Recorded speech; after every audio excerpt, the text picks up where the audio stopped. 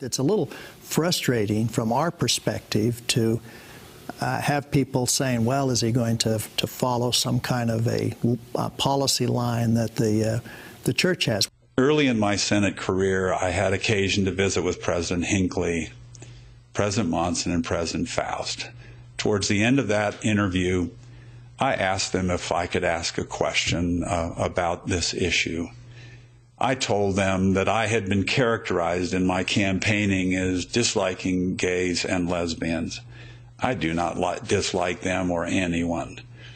And I wanted to know where the boundaries are. I told them, if you want to know my position on issues in relationship to culture, they could find them in my bishop's handbook, and those are how I voted. Yes, we have a long record in the church of not interfering with public officials, some of whom are on all sides of almost all public opinions. There's been no evidence of any effort to influence that in any way. I just can't stress what it means to the Church of Jesus Christ of Latter-day Saints to have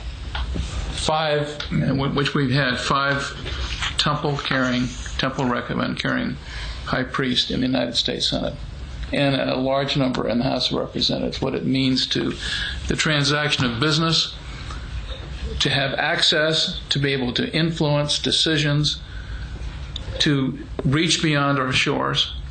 And as I said in my introduction, what Senator Smith has done, and I can say the same for our other brethren of both parties, it is of inestimable value to this church. And I hope that in the days and years ahead, that the miracle of these brethren being in Washington will be repeated, and that worthy brothers and sisters of this church in this country and in other lands will rise up and find ways to be in elective office. And the members understand that. Political candidates understand that. They don't ever come to the church and say, what should I do? Though I can't remember any Latter-day Saints that were permanent members of his staff, it was fair to say that his staff in the Senate was church broke. In fact, not many months ago, his legislative director called me on the phone and he said, "Ralph, you haven't called us for 6 weeks. What are we supposed to be doing?"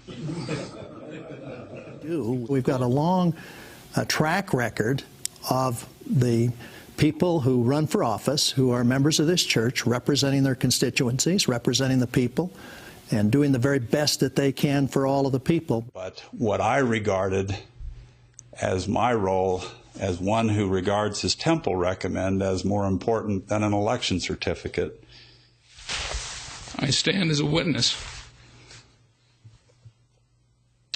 of his tireless advocacy for the vital interest of the Church of Jesus Christ of Latter-day Saints.